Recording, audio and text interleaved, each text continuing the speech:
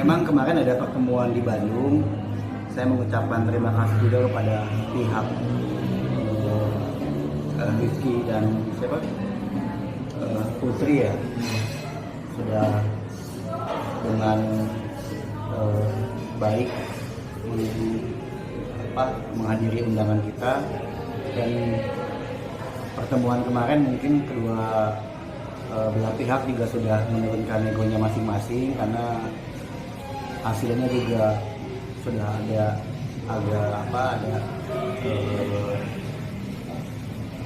kabar yang cukup menggembirakan, dalam artian kedua belah pihak sudah berkomunikasi. Kedua belah pihak juga mungkin unek-uneknya juga sudah dikeluarkan masing-masing, ada data ataupun ada berita yang dikonfirmasi satu dengan lain pihak juga sudah dikonfrontir juga. Tapi memang mengenai ke depan, mengenai haknya berapa dan apa, itu memang belum dibicarakan lebih lanjut. Cuma memang terlihat, saya mengucapkan alhamdulillah sudah ada titik temu lah gitu, walaupun memang hasilnya belum ada. Dan benarkah Teddy akhirnya tidak menginginkan harta almarhum Rina dan hanya untuk Bintang? Sebetulnya pertanyaan ini bagus sekali ya, karena memang dari awal juga pada saat saudara Teddy memberikan kuasa kepada saya, dia hanya memikirkan bagaimana hak waris dari anaknya ke depan gitu. Kemarin juga dia sudah diungkapkan ke pihak sana bahwa dia tidak menginginkan dan tidak mengharapkan juga bagian dari hak warisnya dari almarhum terhadap diri dia sendiri. Jadi yang diperjuangkan, yang diusahakan adalah hak waris dari anaknya yang masih kecil, yaitu si Bintang gitu.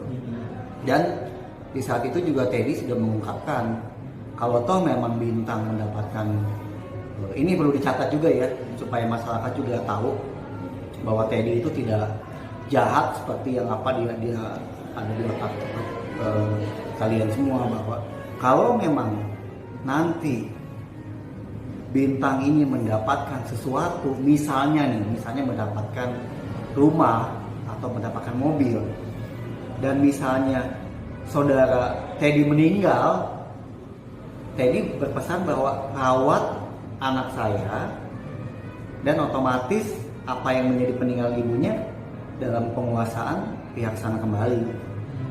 Jadi pada saat itu Teddy juga, saya pikir sih sangat bijak ya menghadapi situasi ini, yang walaupun menurut hukum kita bahwa Teddy pun berhak mendapatkan warisan dari almarhum karena dia adalah sebagai suami yang sah.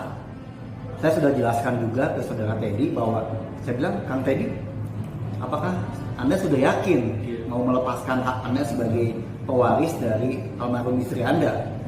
Dia menyatakan bahwa dia juga laki-laki, dia juga masih mau bekerja, jadi dia hanya memikirkan apa yang menjadi hak dari anaknya, yaitu si Bintang.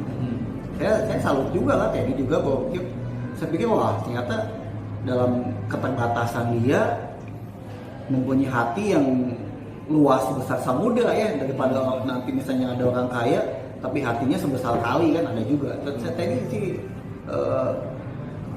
bagus ya, bijaksana.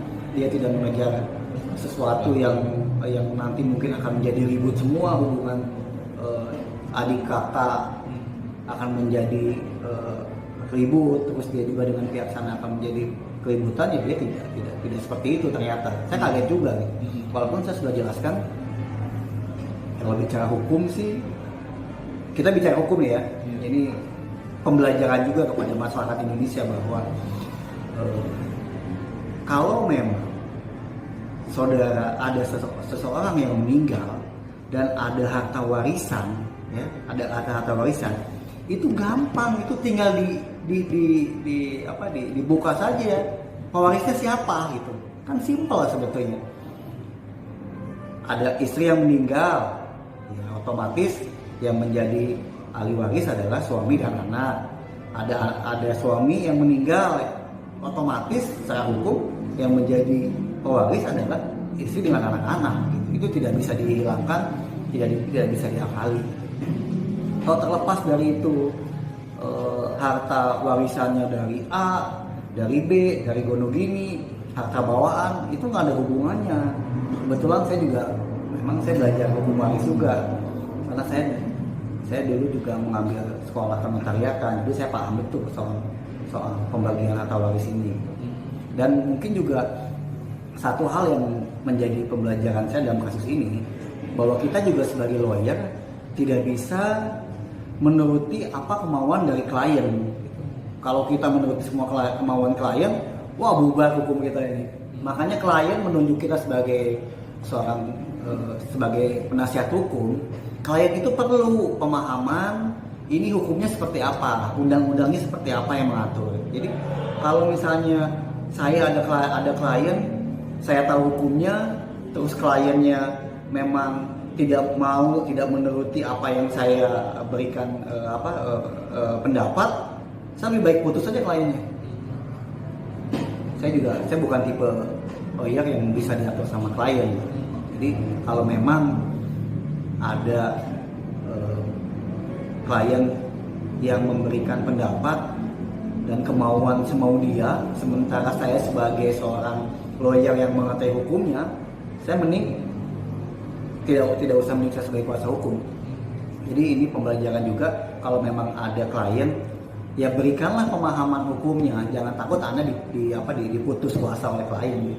Telah dilakukan dari selama itu gitu loh, dan hanya untuk hartanya untuk anaknya semata, untuk bintang itu. Ya susah ya kalau kita mengikuti kemauan netizen juga, wah bisa gila dunia ini ya. Kan mereka juga mungkin tidak paham hukum juga kan, mungkin ada yang profesinya sebagai ibu rumah tangga, atau sebagai pedagang, atau sebagai pelawak, atau sebagai apapun itu ya. Ketika dia memberikan pendapat kan dia tidak tahu sebetulnya hukumnya seperti apa sih, terus kasus posisinya seperti apa kan nggak tahu. Dia kalau ngasih pendapat ya nyablak aja kan gitu. Tapi inilah makanya kita, terutama media ini juga harus memberikan pemahaman hukum terhadap masyarakat. Jangan hanya karena ini lagi ramai digoreng terus, tapi ada pihak lain yang dirugikan, yang dijelekan, janganlah. Kasihan loh Teddy ini kan, sejak almarhum meninggal dia dituduh sebagai pembunuh kan, dilaporin juga. Terus alhamdulillah pada saat itu memang laporannya di SP3, Teddy nggak ada niat untuk balik kan. Sekarang istrinya meninggal, ada yang bilang diguna-guna, kasihan juga lagi. Kenyataannya tidak seperti itu kan.